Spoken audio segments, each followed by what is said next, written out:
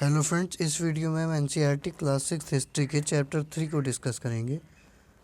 इस चैप्टर का नाम है आरंभिक नगर। इस चैप्टर में हमें सिंधु घाटी सभ्यता के बारे में बताया गया है।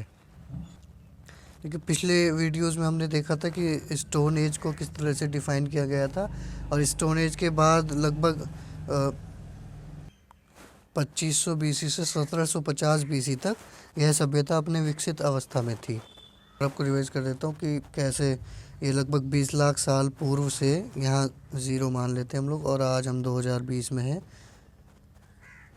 तो 20 कैसे दो लगभग 20 लाख साल पूर्व से लेकर के, और हमने मान लीजिए यहाँ पे 8000 बीसी तक है, ये हमने स्टोन एज देखा था। इसे मैं के लिख रहा हूँ।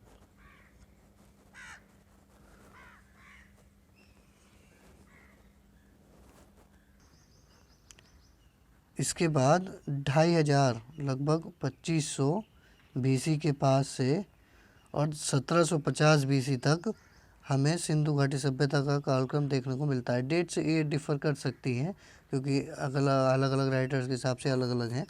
तो 2500 बीसी से 1750 बीसी के बीच में हमें देखना है सिंधु घाटी सभ्यता को।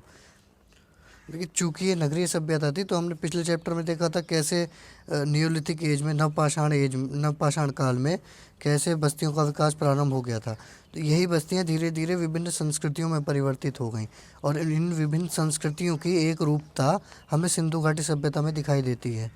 तो सिंधु घाटी सभ्यता कई संस्कृतियों का मिश्रित रूप थी, ये भी हम कह सकते हैं। लेकिन 2500 बीसी के आसपास से और 1750 बीसी तक ये विकसित रूप से नगरीय सभ्यता थी। अध्याय 3 आरंभिक नगर। इस चैप्टर में सिंधु घाटी सभ्यता के नगरों के बारे में, उनकी लोकेशंस के बारे में हमें पता चलेगा। उसके साथ ही नगरों की क्या क्या विशेषताएं थी और किस प्रकार का उनका रहन सहन था। तो शहरी जीवन के बारे में, खान पान, शिल्प, और सबसे लास्ट में एक हेडिंग होगी कि सिंधु घाटी सभ्यता का अंत कैसे हुआ। तो आइए एक एक करके देखते हैं। तो देखिए, यहाँ पर पहली हेडिंग जो हमें मिलती है वो है हड़प्पा की कहानी। आइए इसको हम देखते हैं क्या लिखा है। अक्सर पुरानी इमारत अपनी कहानी बताती है। लगभग 150 साल पहले जब पंजाब में पहली बार रेलवे लाइनें बिछाई जा रही थी, तो इस काम में जुटे इंजीनियरों को अचानक हड़प्पा पुरा स्थल मिला, जो आधुनिक पाकिस्तान में है। उन्होंने सोचा कि यह एक ऐसा खंडर है जहाँ से अच्छी ईंटें मिलेंगी। यह सोचकर वे हड़प्पा के खंडरों से हज़ारों ईंटें उखाड़ ले गए, जिससे उन्होंने रेलवे लाइनें बिछाई। इससे कई इमारतें पूरी तरह नष्ट हो गई। देखिए क्या हो रहा था, वहाँ रेलवे लाइन बिछाने का काम हो रहा था, तो उसमें इस खंडर से जो उन्हें ईंटें मिली, उस समय उन लोगों ने बिल्कुल ध्यान नहीं दिया और इनको कंस्ट्रक्शंस के यूज़ में ले लिया। अब आप इसकी विशेषता ऐसे ही अंदाज़ा लगा सकते हैं कि लगभग 3,500, 4,000, 5,000 साल पुरानी ईंटें वो आज भी कंस्ट्रक्शन में यूज़ कर रहे थे, लगभग 1850 के आसपास। तो इससे आप अंदाज़ा लगा सकते हैं वो कितनी उत्कृष्ट अवस्था में रही होंगी। लेकिन उस समय इस तरह से किसी ने ध्यान नहीं दिया कि ये किसी प्राचीन सभ्यता के अवशेष हैं। उस समय ऐसे ही इसको छोड़ दिया गया। लेकिन बाद में 1920-21 में दयाराम साहनी के नेतृत्व में यहाँ पर खुदाई कराई गई, और तब इसके साक्ष्य उन्होंने मिलते हैं हड़प्पा सभ्यता के। और इसको हड़प्पा सभ्यता भी कहते हैं क्योंकि ये सबसे प्राचीन नगर जो पहले इसका खोजा गया वो हड़प्पा ही था। उसके बाद लगभग 80 साल पहले आप अब 2020 से 80 घटाएंगे तो वही 1920s का कोई ईयर आएगा। पुरातत्वविदों ने इस स्थल को ढूंढा और तब पता चला कि यह खंडर उपमहाद्वीप के सबसे पुराने शहरों में से एक के हैं। चूँकि इस नगर की खोज सबसे पहले हुई थी, इसीलिए बाद में मिलने वाले इस तरह के सभी पुरा स्थलों में जो इमारतें और चीज़ें मिली, उन्हें हड़प्पा सभ्यता की इमारतें कहा गया। तो इस तरह से इसका नाम हड़प्पा सभ्यता पड़ गया। इन शहरों का निर्माण लगभग 4700 वर्ष पूर्व हुआ था। ये टाइमलाइन वहीं जाके रुकेगी। ये 4700 वर्ष पूर्व, अगर 2020 में से हम 4720 में से 4700 में से 2020 घटाएंगे तो लगभग 2600 कुछ आएगा। तो वही टाइम पीरियड है जो अभी हमने डिस्कस किया।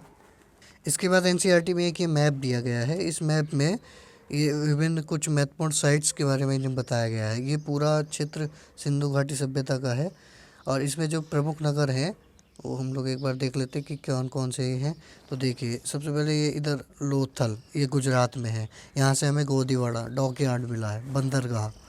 उसके बाद ये सुरकोटदा, धोलावीरा, ये भी गुजरात में। इनकी विशेषताएं हम आगे देखेंगे। चन्हूदड़ो है, फिर सोतकाको है, मोहनजोदारो, मोहनजोदड़ो, और ये गगेरीवाला, कालीबंगन, कालीबंगा, राखी गढ़ी, कालीबंगन भी कहते हैं इसको, हड़प्पा। तो और अब मैं आपको इसमें बता देता हूँ कि इसमें हमें ध्यान रखने वाली बातें क्या क्या होती हैं। तो सबसे पहले तो ये कि किस स्थान से हमें किस साक्ष्य क्या प्राप्त होता है। जैसे बंदरगाह किस स्थान से मिला है, तो ये लोथल से हो गया। मोहनजोदड़ो महान स्नानागार हमें किस स्थान से मिला है, तो वो मोहनजोदड़ो से मिला है। और दूसरी चीज़ याद रखने वाली ये होती है कि किस नदी के किनारे हैं। जैसे लोथल किस नदी के किनारे, तो वो भोगवा नदी के किनारे है। इसी तरह हड़प्पा रावी नदी के किनारे है। इस तरह से ये चीज़ें हमें याद रखनी होती हैं। ये नगर आधुनिक पाकिस्तान के पंजाब और सिंध प्रांतों, ये लिखा है पंजाब और सिंध प्रांतों, भारत के गुजरात, राजस्थान, हरियाणा और पंजाब प्रांतों में मिले हैं। इन सभी स्थलों से पुरातत्वविदों को अनोखी वस्तुएं मिली हैं, जैसे मिट्टी के लाल बर्तन जिन पर काले रंग के चित्र बने थे, और चित्रकारी भी हमें मिलती है। पत्थर के बाट, मोहरे, मनके, तांबे के उपकरण और पत्थर के लंबे ब्लेड आदि। इन नगरों की विशेषता क्या थी? देखिए नेक्स्ट हेडिंग हमारे पास विशेषताओं के बारे में, नगरों की विशेषताओं के।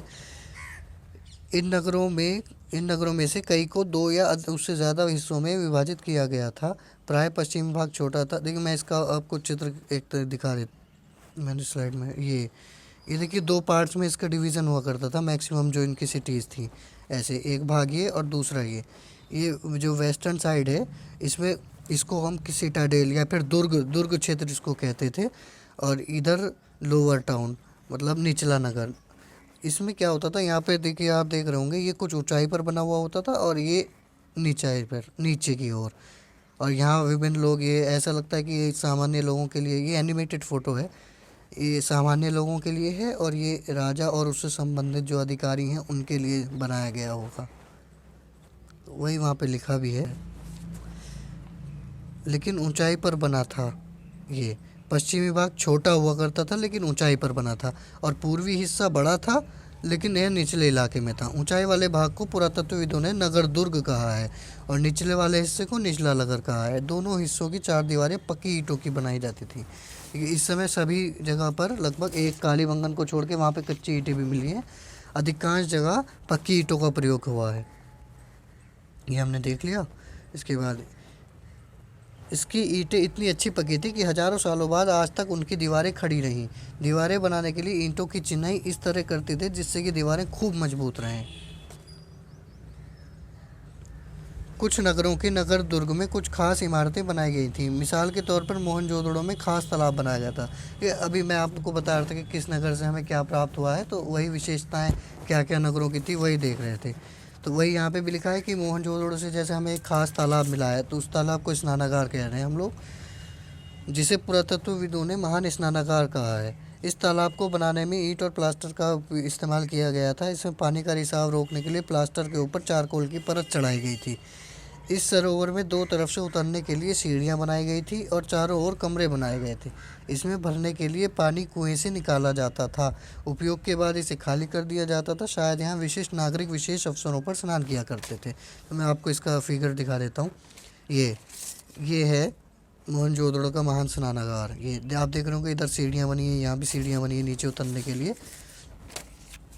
इसका एक और फोटो, हाँ ये मैंने इसको कंपैरिजन के दे दिया, ये मोहनजोदारो मूवी से है। तो आप देख रहे होंगे कि किस तरह से स्नानागार है, और ये आशुतोष गावरीकर की मूवी में दिखाया गया स्विमिंग पूल के रूप में। इसमें भी ऐसे दिखाया कि जो एक्ट्रेस है वो यहाँ किसी विशेष अवसर पे पूजा करने के लिए आती है, तो उसी से इन्होंने रिलेट करके दिखाया है। क्योंकि इतिहासकारों का मानना है कि सामूहिक आयोजन के समय, सामूहिक उत्सवों के समय में इस स्नानागार का प्रयोग किया जाता रहा होगा। ये वही फोटोग्राफ है पुजन का। नेक्स्ट हेडिंग है भवन, नाले और सड़कें। इन नगरों के घर आमतौर पर एक या दो मंजिले होते थे। तो देखिए 2 स्टोरीज बिल्डिंग उस टाइम पे भी मौजूद थी। घर के आंगन के चारों ओर कमरे बनाए जाते थे, और जैसे आज भी, अब तो कम मिलता है, लेकिन पहले आप देखते होंगे कि बीच में एक बहुत बड़ा आंगन घरों में हुआ करता था और चारों तरफ उसके कमरे बना दिए जाते थे, एक और एंट्री छोड़ के। अधिकांश घरों में एक अलग स्नानागार होता था और कुछ घरों में कुएं भी होते थे। तो आप देख रहे हैं अलग अलग स्नानागार हुआ करते थे, स्नान घर हुआ करते थे। मतलब कि सैनिटेशन का आप लोग महत्व देख सकते हैं। कई नगरों में ढके हुए नाले थे, इन्हें सावधानी से सीधी लाइन में बनाया जाता था। तो जो अंडरग्राउंड सीवेज का सिस्टम है वो आज आज से हमें 5,000 साल पहले सिंधु घाटी सभ्यता में भी दिखाई दे रहा है कि किस तरह से नालियाँ बनाई गई हैं और नालियाँ ढकी हुई हुआ करती थी।